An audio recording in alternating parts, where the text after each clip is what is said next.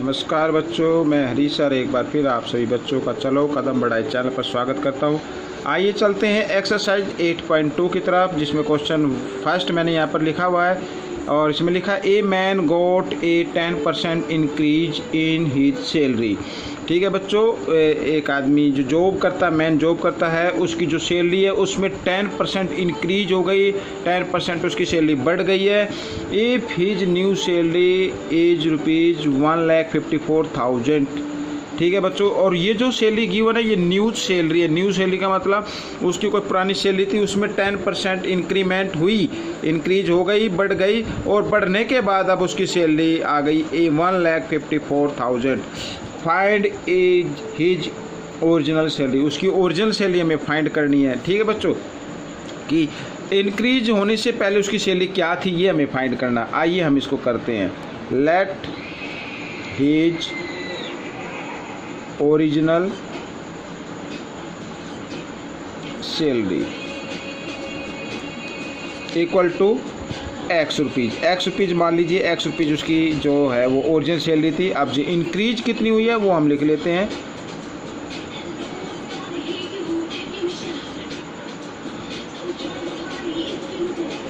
Increase equal to 10%। ठीक है बच्चों, ये इंक्रीज हो गई 10% इसकी ये इंक्रीज हो गई सैलरी। अब 10% सबसे पहले हम इसे एक्स का 10% निकालते हैं कि एक्चुअली में हुई कितनी है। 10% of x means 10/100 into x. ठीक है बच्चों, और 0 से 0 हम काट सकते हैं, डिवाइड कर सकते हैं, तो एक्स को 1 से मल्टीप्लाई करेंगे, x/10 ये आ गया। इतनी इंक्रीज हो गई, यानी इतनी रुपीज़ उसमें इंक्रीज हो गई है। तो अब उसकी बताओ न्यू सैलरी क्या होगी। हिज न्यू सैलरी मैं लिख देता हूँ, his new salary. His new salary क्या है देखिए बच्चों, पहले उसकी थी एक्स, ठीक है, और इंक्रीज जो हुई है वो उसमें प्लस हो जाएगी। जो भी इंक्रीजमेंट होती है, इंक्रीमेंट होती है या इंक्रीज है जो भी, वो उसमें क्या हो जाती है, प्लस हो जाती है। और अब हम इसको प्लस करेंगे क्योंकि फ्रैक्शन में था। 10 सबसे पहले डिनोमिनेटर का एलसीएम लेंगे, 10 और 1 का एलसीएम लेंगे 10। 10 को 1 से डिवाइड करेंगे, 1 की टेबल लेंगे, 10 पे जाएगा, 10 को x से मल्टीप्लाई करेंगे, 10x प्लस। ठीक है, प्लस का साइन, 10 को 10 से किया, 1 पे गया, 1 को x से मल्टीप्लाई किया, 1x, और ये हो गई 10x प्लस 1x 11x/10। ठीक है बच्चों, ये आ गई, ये उसकी न्यू सैलरी हो गई। लेकिन न्यू सैलरी तो उसकी अलग दी हुई है, बट ठीक है ना, but if his new salary is ₹1,54,000। मैं यहाँ पर लिख देता हूँ, बट हिज न्यू सैलरी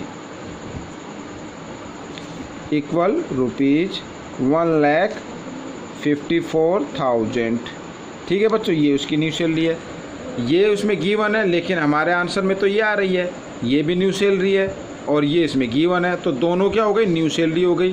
तो इसका मतलब दोनों को हम इक्वल रखेंगे, ये भी न्यू सैलरी है, ये भी उसकी न्यू सैलरी है, तो दोनों को हम क्या करते हैं, इक्वल रख देते हैं। अब देखिए 11x/10 इक्वल 1,54,000। ये देखिए, ये मैंने इन दोनों को इक्वल रख दिया। अब हमें x की वैल्यू निकालनी, यानी ओरिजिनल सैलरी निकालनी है, तो x की वैल्यू निकालेंगे। और x की वैल्यू निकालने के लिए वही करना है। देखिए इधर ये 10 जो है डिवाइड की फॉर्म में है, इधर आकर ये मल्टीप्लाई की फॉर्म में आ जाएगा इस तरह, और डिवाइड का साइन, क्योंकि ये 11 मल्टीप्लाई की फॉर्म में, इधर आकर ये डिवाइड की फॉर्म में हो गया। अब हम इसको डिवाइड कर सकते हैं, 11 बन जाए 11। आप 15 में से 11 माइनस करेंगे तो यहाँ पे 4 बच गया, 4 ये हो गया 44, तो 11 4 जा 44, और 30 हम ऊपर लगा सकते हैं। ठीक है बच्चों, ये आ गया। अब इसको मल्टीप्लाई कर देते हैं, 14 1 जा 14। अब टोटल 0 काउंट करें, 1 2 3 4, तो हम इसमें 4 0 हम इसमें लगा सकते हैं इस प्रकार।